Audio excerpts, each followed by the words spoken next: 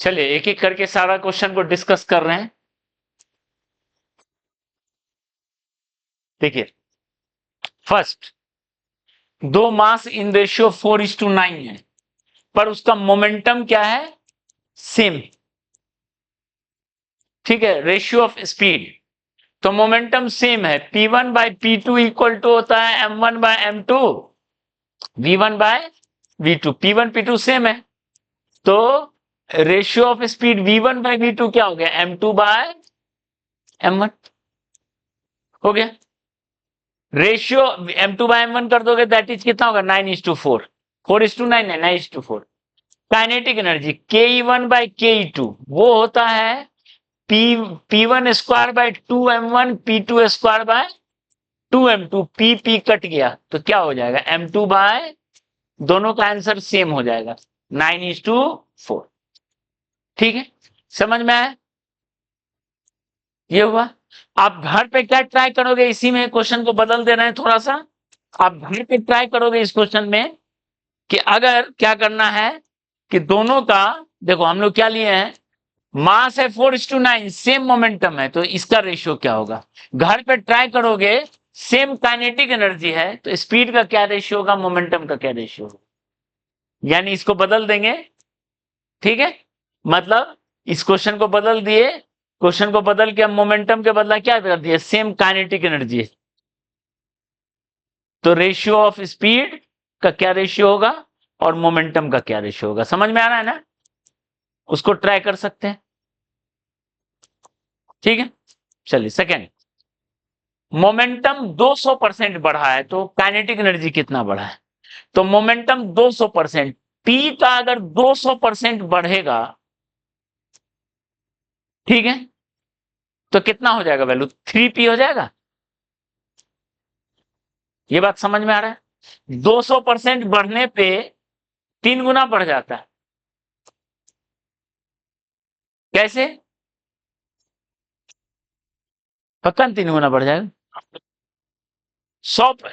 200% बढ़ा तो कितना बढ़ा, चेंज कितना हुआ, ऐसे ही सोचो। पी चेंज कितना हुआ, पी का 200%,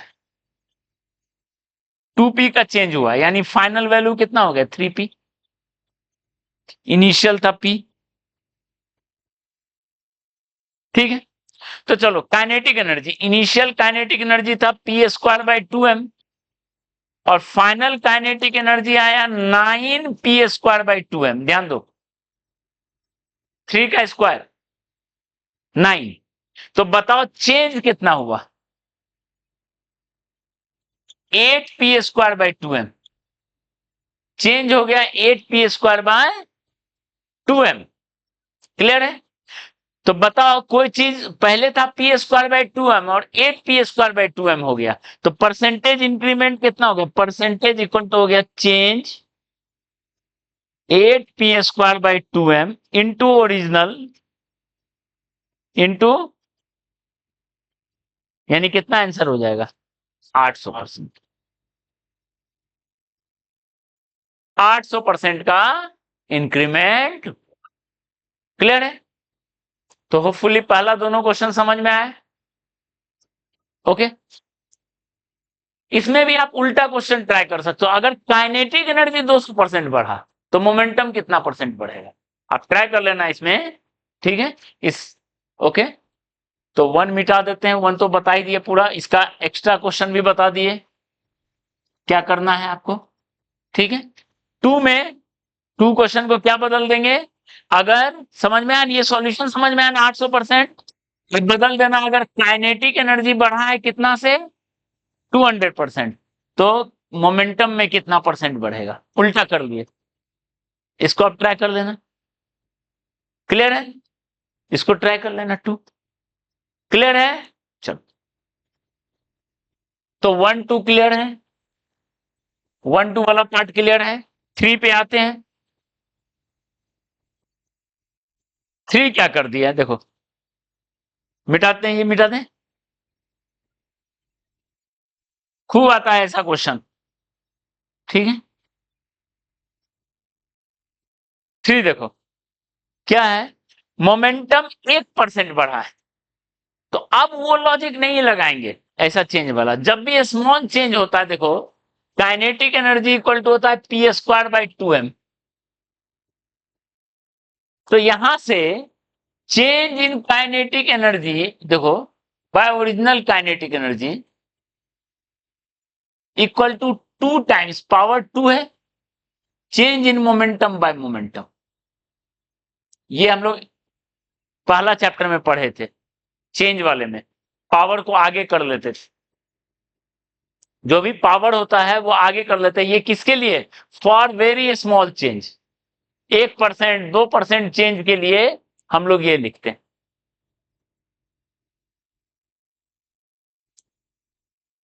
पावर वाला नहीं पढ़ा है?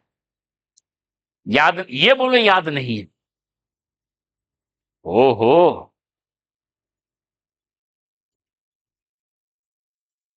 ठीक है।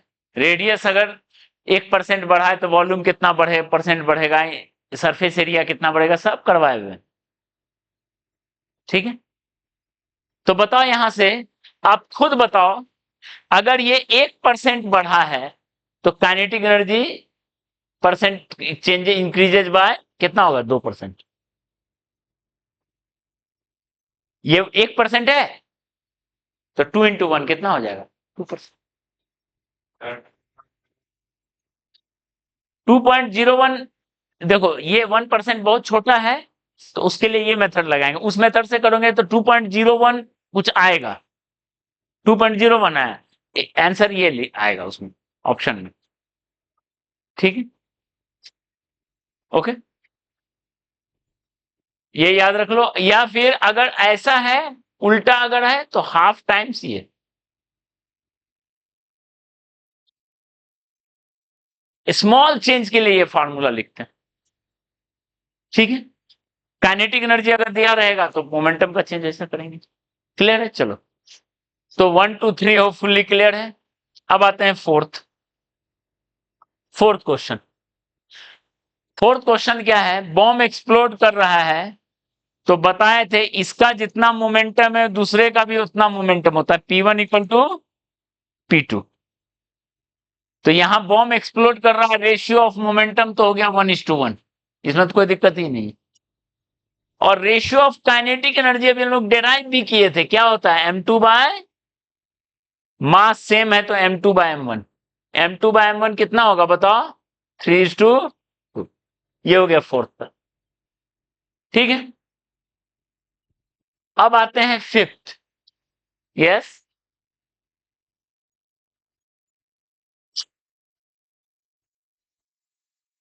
ओहो, तो वेक्टर का रेशियो थोड़ी आता है, वेक्टर का हमेशा मैग्नीट्यूड का ही रेशियो आएगा।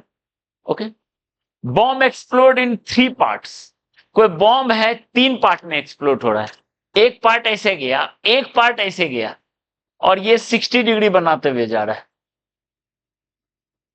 हजार हजार मोमेंटम। ठीक है, तो पूछा है making 60 degree with each other, find momentum of third part.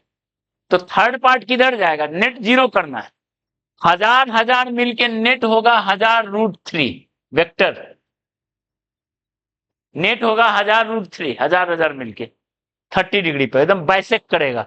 दो वेक्टर इक्वल मैग्नीट्यूड बाइसेक्ट करता है,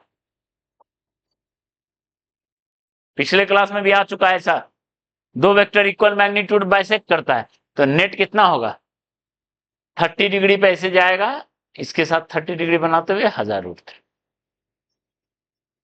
ये हो गया, तो 5 तक क्लियर है। अब आते हैं 6 और 7। उल्टा, ये दोनों का नेट जिधर है उसका उल्टा वर्ड में लिखेंगे, इन direction along the bisector, in opposite direction. ठीक है, चलिए,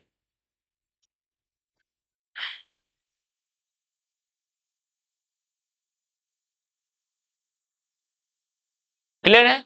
इतना क्लियर है?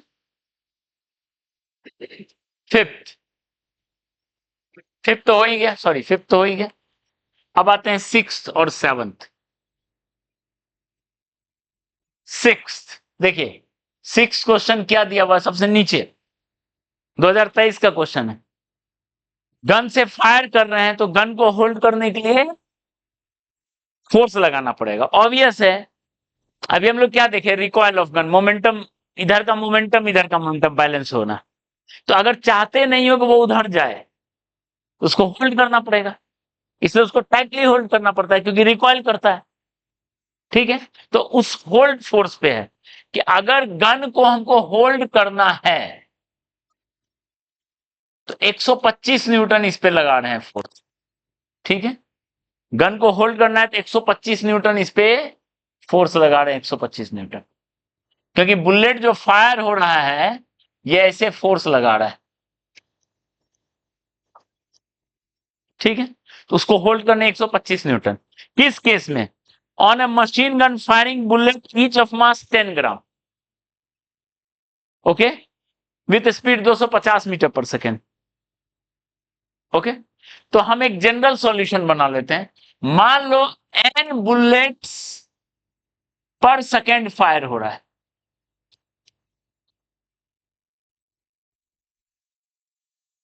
ठीक है, m is mass of one bullet and v is speed of one bullet.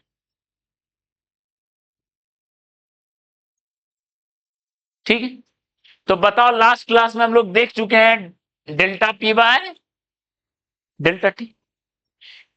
Time है 1 सेकेंड पर सेकेंड है, इसलिए जहां पर मिनट रहे, इससे ऊपर वाला क्वेश्चन में पर मिनट है, इसको पर सेकेंड बदल दो। ठीक है, और ऊपर में change in momentum, change in momentum कितना हुआ, अंदर में सारा बुलेट है रेस्ट पे, अंदर में सारा बुलेट रेस्ट पे, फायर हो जाने के बाद सबका स्पीड है v, तो मोमेंटम कितना हुआ mv, एक बुलेट का, और कितना बुलेट है,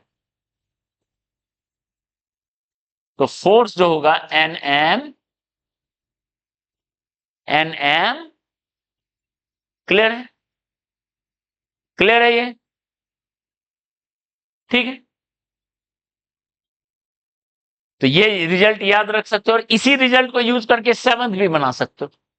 क्या दिया हुआ है, a machine gun of mass 10 kg fires 20 gram of bullets, हर बुलेट का, at rate 180 bullet per minute, यानी 3 बुलेट्स पर सेकेंड।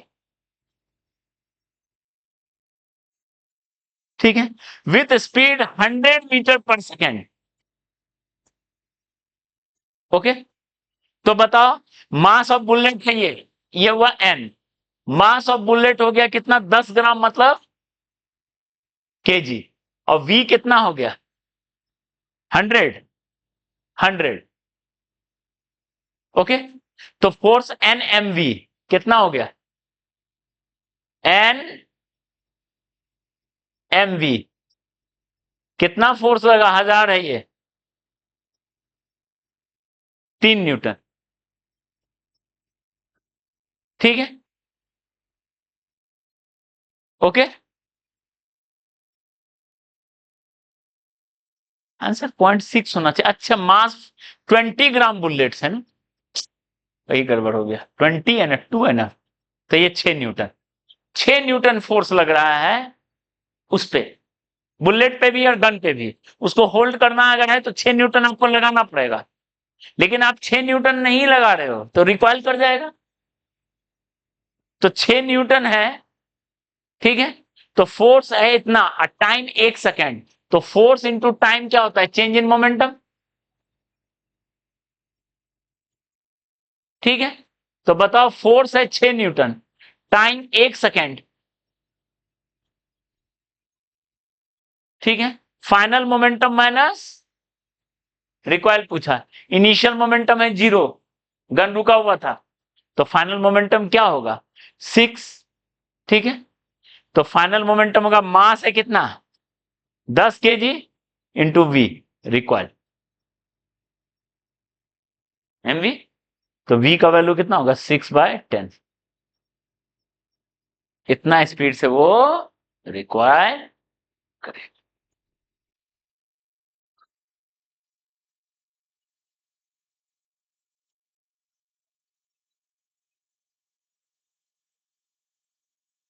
ठीक है, चलिए नेक्स्ट क्लास में वर्क शुरू करते हैं फिर। ओके।